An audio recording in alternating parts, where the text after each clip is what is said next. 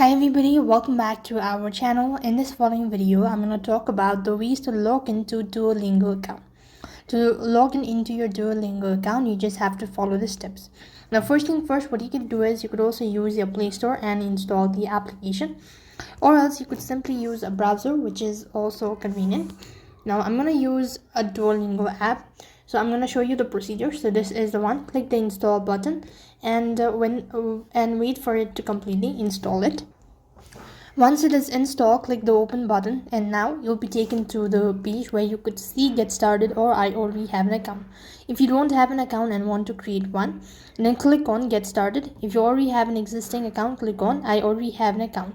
When you do that, you'll be asked to type in your email address or your username and then a password associated with that. So this way you'll be able to log into your Duolingo account. That's all for this video. I hope the video was helpful. Make sure to like, share and subscribe to our channel. Thank you for watching. See you in the next video.